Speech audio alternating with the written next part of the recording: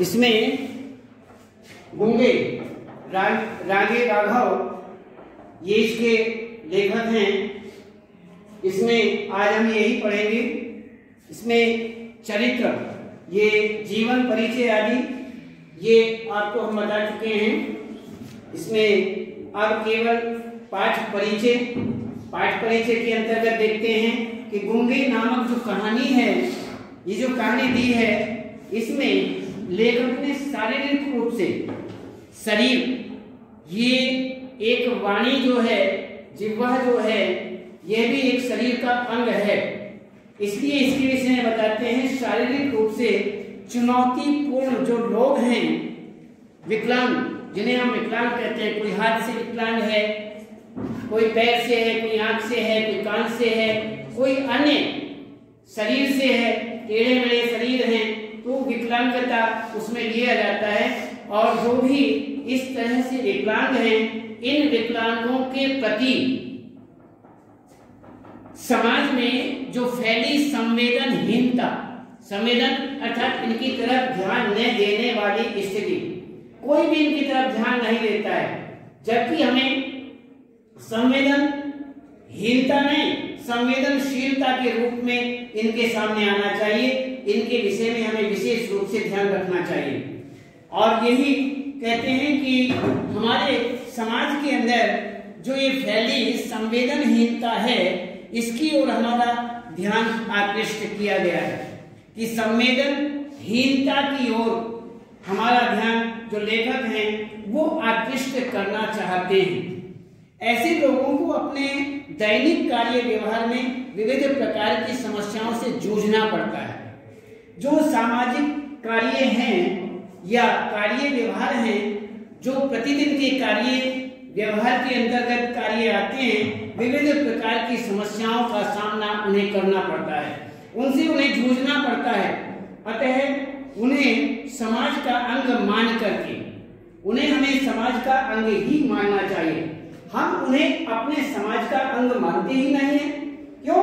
क्योंकि वे विकलांग हैं, वो आंख से विकलांग हैं, हाथों से विकलांग हैं, पैरों से विकलांग हैं, अन्य शरीर के किसी भी अंग से विकलांग हैं। अब हम कहते हैं कि ये हमारे समाज से अलग है, ये हमारे समाज लायक नहीं है, क्योंकि ये विकलांग है इसलिए हमारे समाज से अलग है।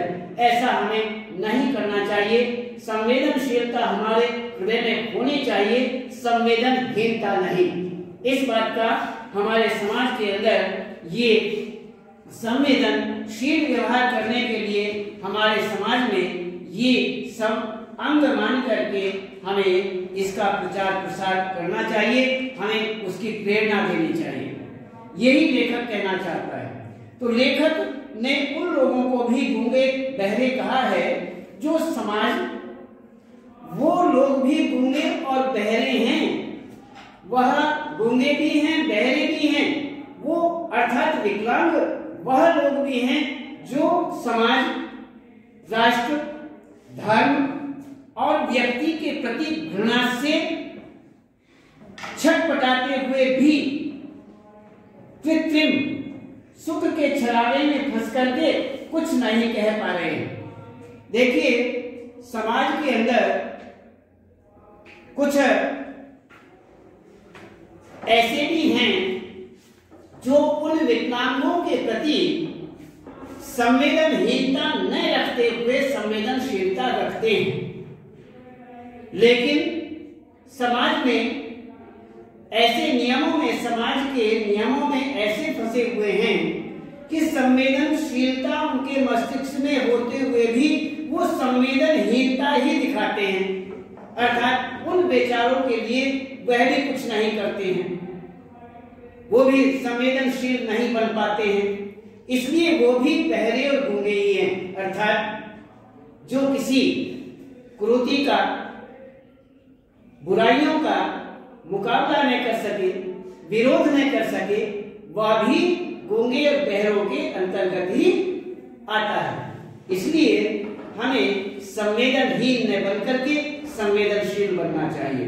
और समाज में यही प्रेरणा देने के लिए लेखक यहाँ लिख रहे हैं और यही कहना चाहते हैं कि तुम विकलांगों के प्रति शीलता का, संवेदनशीलता का व्यवहार में लाए, न कि संवेदनहीनता को व्यवहार में लाए। तो इस प्रकार इस पाठ को हम पढ़ेंगे, इसमें विशेष रूप से यही दिया हुआ है। पढ़िए।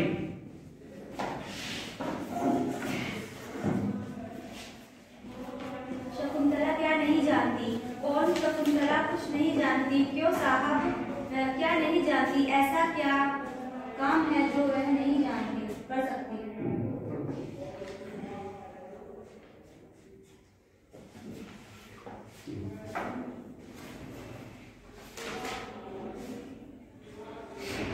इस कहानी में एक गूंगे किशोर के माध्यम से शोषित मानव की असहायता का चित्रण किया गया है। कभी तो वह मूक भाव से सब अत्याचार सह लेता है और कभी विरोध में मूक आक्रोश व्यक्त करता है।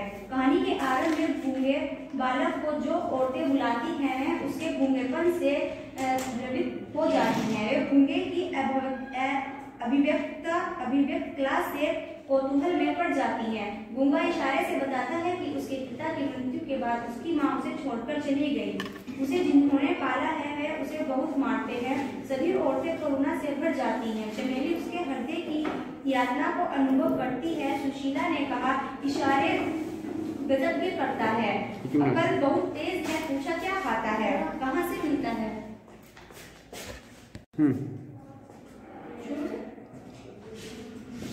इस कहानी में एक गूंगे किशोर के माध्यम से शोषित मानव की असहायता का चित्रण किया गया है। कभी तो वह मूक भाव से सब अत्याचार सह लेता है और कभी विरोध में मूक आक्रोश व्यक्त करता है। कहानी के आरंभ में गूंगे बालक को जो औरतें बुलाती हैं वह उसके गूंगेपन से द्रवित हो जाती है। वे गूंगे की अभिव्यक्त कला से कौतूहल में पड़ जाती है। गूंगा इशारे से बताता है कि उसके पिता की मृत्यु के बाद उसकी माँ उसे छोड़कर चली गई। उसे जिन्होंने पाला है वे उसे बहुत मारते हैं। सभी औरतें करुणा से भर जाती हैं। चमेली उसके हृदय की यातना को अनुभव कर लेती है।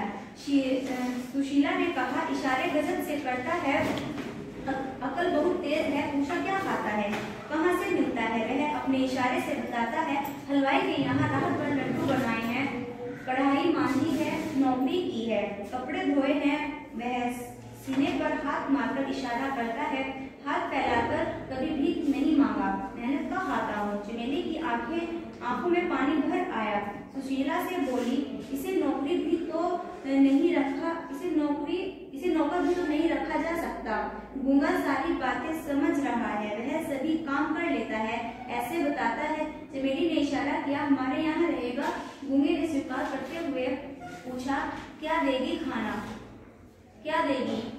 चमेली ने 4 अंगुलियां दिखाकर इशारा किया। गूंगे ने सीने पर हाथ मारकर कहा, तैयार है, 4 रुपए। सुशीला ने कहा, पछताओगी, भला यह क्या काम करेगा? गूंगे उसकी यहाँ रहने लगा। अब घर नहीं जाता। घर पर बुआ मारती थी, फूफा मारता था। वे उसकी कमाई चाहते थे, उसे बच्चे चढ़ाते हैं। कभी नाराज नहीं होता। एक दिन चमेली ने पुकारा, गूंगा घर में नहीं था, भाग गया होगा। पति का उदासीन स्वर सुनाई दिया। चमेली सोचने लगी, हमारे घर को अजायब घर का नाम मिल गया। उसे आश्चर्य दिया, क्यों भाग गया? नानी का कीड़ा। और जब बच्चे खाकर उठ गए तो एकाएक द्वार पर गूंगा खड़ा नजर आया। उसने इशारा किया कि वह भूखा है। चमेली क्रोध से भरती हुई बोली, काम तो करता नहीं भिखारी, और उसकी ओर रोटियां फेंक दी। किंतु गूंगा खड़ा रहा, उसने रोटियां छुई तक नहीं। दोनों चुप रहे और थोड़ी देर के बाद उसने रोटियां उठाकर खाना शुरू कर दिया। जब गूंगा खा चुका तो चमेली ने कठोर स्वर में पूछा, कहाँ गया था? उसने कोई उत्तर नहीं दिया, सिर झुकाकर खड़ा रहा। तभी चमेली ने उसकी पीठ पर एक चिमटा चढ़ दिया, किंतु गूंगा रोया नहीं। उसने अपराध भाव से सह लिया। चमेली की आंखों से आंसू निकल पड़े। तब गूंगा भी रो पड़ा। फिर वह बार-बार भाग जाता और वापस आ जाता। चमेली सोचती थी कि उसने उस दिन भीख ली थी या ममता की ठोकर को निसंकोच स्वीकार कर लिया था। एक बात बसंता ने गूंगे को चप्पल लगा दी। गूंगा का हाथ उठा पर उसने रोक लिया। वह रोने लगा। उसकी आवाज सुनकर चमेली आई तो उसकी समझ में इतना ही आया कि खेल खेल में बसंता ने उसे मार दिया। बसंता ने माँ से कहा कि गूंगा उसे मारना चाहता था। चमेली ने गूंगे को दंडित करने के लिए हाथ उठाया तो गूंगे ने उसका हाथ पकड़ लिया। चमेली को ऐसा लगा कि बेटे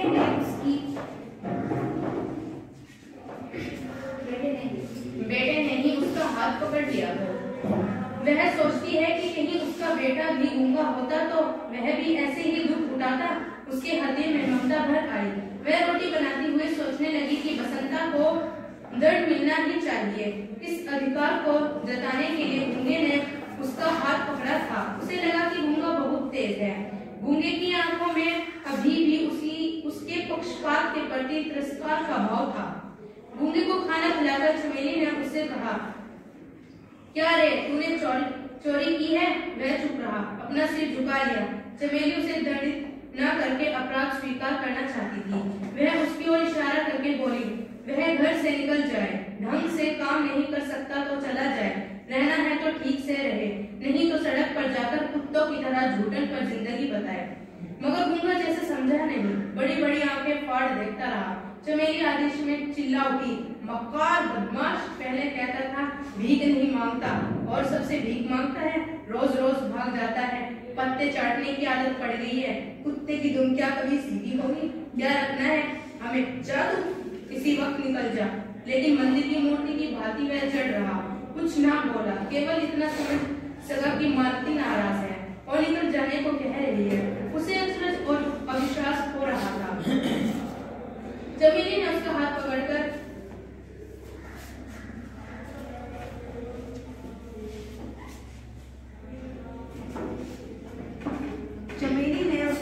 पकड़कर जोर से एक झटका दिया और घर से बाहर धकेल दिया। गूंगा धीरे धीरे चला गया। 1 घंटे के बाद चमेली के दोनों बच्चे शकुंतला और बसंता चिल्ला उठे। गूंगा खून से लथपथ कुत्ते की तरह चिल्ला रहा था। उसका सिर फट गया था और वह खून से भीग रहा था। गूंगा सड़क के बच्चों से पिटकर आया था। वह गूंगा होकर भी किसी से दबना नहीं चाहता था, इसलिए पिटा था। चमेली हतप्रभ होकर देख रही थी, मानो इस मूक अवसाद में यूंगों की पीड़ा गूंज रही थी। चमेली सोच रही थी, अनेक रूपों में गूंगे संसार में हैं।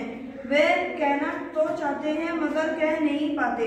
उनकी आवाज न्याय और अन्याय को समझकर भी अन्याय का विरोध नहीं कर पाती। चमेली सोचती है कि आज सारे मनुष्य गूंगे हो रहे हैं। लोग समाज, राष्ट्रीय, धर्म और व्यक्ति के प्रति विद्वेष से, घृणा से छटपटा रहे हैं।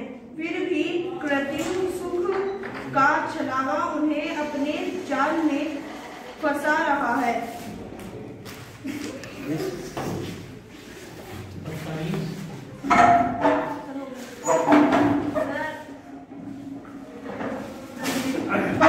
तो इस प्रकार से ये हुआ हमारा गूंगे। तो ये गूंगे वाला, तो इसमें ये यहाँ पर विशेष रूप से यही बताना चाहते हैं कि गूंगे जो हैं इस प्रकार से लेखक ने मूक अवस्था को बड़ी असहाय अवस्था बताया। मूक अवस्था, गूंगे वाली अवस्था। मूक कहते हैं जो गूंगा है, बोल नहीं सकता है, उसे मूक कहते हैं। और वाचाल कहते हैं जो बहुत बहुत बोलने वाला होता है। ज्यादा बोलने वाले को वाचाल कहते हैं और जो बोल नहीं सकता उसे मूक कहते हैं। तो एक जगह आया है मूक स्थिति। मूकम करोति वाचालम, मूकम करोति वाचालम पंगुम लंघयते ग्रीम तत् अहम वंदे परमानंद माधवम। मूकं करोति वाचालं पंगुम लंघयते गिरिं यत् कृपा तमहं वंदे परमानंद माधवम। तो इसमें एक जगह ये बताया गया है कि मूकं करोति वाचालं, यदि हमें ऊपर वाले जिन्हें हम ब्रह्म कहते हैं, परमात्मा कहते हैं, जिस नाम से भी उन्हें पुकारा जाता है, जिसकी ये सत्ता है, जिसकी सत्ता से हम सब चल रहे हैं, वह जो है परमात्मा जो है उनके विषय में दिया है। यदि उनकी हमारे ऊपर कृपा हो जाए तो गूंगा आदमी जो है, जो गूंगा है, वो भी वाचाल हो जाता है। मूकं करोति वाचालम, मूक जो व्यक्ति है, मूक गूंगा है, वो भी वाचाल हो जाता है, वो भी बहुत बोलने लगता है, यदि ऊपर वाले की कृपा उसके ऊपर हो जाए। तो मूकं करोति वाचालम पंगुम लंघयते गिरिं, गिरिं कहते हैं पहाड़ को, गिरि पंगु कहते हैं लंगड़े को, पंगु जिसका पैर खराब हो रहा हो वो पंगु कहा जाता है। तो पंगुम लंघयते लांघ जाता है, लंगड़ा भी जिसका पैर खराब है वह भी लांघ जाता है गिरिं पहाड़ को, वह भी गिरि को लांघ जाता है यदि ऊपर वाले की कृपा हमारे ऊपर हो जाए। मूकं करोति वाचालम पंगुम लंघयते गिरिं यत् कृपा तमहं वंदे, यत् कृपा यदि उनकी हमारे ऊपर कृपा हो जाए, यत् कृपा तम अहम वंदे परमानंद माधवम, ऐसे जो परम माधव हैं, परमानंद परम आनंद को देने वाले, परमानंद जो अन्य आनंद सुख देने वाले हैं, परम आनंद प्रदान करने वाले हैं, ऐसे जो परमात्मा हैं, ऐसे जो ईश्वर हैं, परमात्मा हैं, उनकी मैं वंदना करता हूं, उनको मैं नमस्कार करता हूं, वंदना करता हूं। तो इसमें यदि ऊपर वाले की कृपा हम सबके ऊपर हो जाए, चाहे हम कितने भी कष्ट में क्यों न हो, हमें किसी भी प्रकार की विपत्ति में फंसे हुए हम हों और हमें किसी भी प्रकार की कोई भी परेशानियां हो, कष्ट हो, तो हमारा सब कष्ट जो है वो स्वतः ही नष्ट हो जाता है यदि ऊपर वाले की कृपा, विशेष कृपा हो जाए। इसीलिए हम सब विशेष रूप से परमात्मा अर्थात जो धर्म के अनुसार जिसको भी मानता है उसके अनुसार ही हमें उनकी वंदना करनी चाहिए, उन्हें मानना चाहिए। हम अपने को एक सत्ताधारी समझ करके हमें आगे नहीं बढ़ना चाहिए कि नहीं हमसे ऊपर कोई नहीं है, जो हैं सो हम हैं, जितनी सत्ता है हमारी है, हम ही ताकतवर हैं, जो हमने काम किया है वह हमने किया है, न कि उनके सारे से। नहीं, काम करने वाले हम हैं, नहीं, बिल्कुल नहीं। जिनके अधिकार के अंतर्गत हम 24 घंटे काम करते हैं, वह अच्छा बुरा जैसा तैसा जो भी काम कर रहे हैं उनकी सत्ता के आधार पर ही कर रहे हैं। इसलिए हमें कभी भी अपनी सत्ता मान करके आगे कदम नहीं बढ़ाना चाहिए। किसी न किसी के अधिकार में हम हैं, किसी के द्वारा हम चलाए जा रहे हैं, इसलिए वही एक परमात्मा है जिनके द्वारा हम चलाए जाते हैं। यदि हमारे अंदर प्राण है तो परमात्मा के कारण, यदि हम कर्म कर रहे हैं तो परमात्मा के कारण, यदि हम अन्य कोई भी जीवन में अपने कर्म करते हैं या हमारा जीवन चलता है या हमारे प्राण चलते हैं, श्वास चलते हैं, तो परमात्मा के कारण।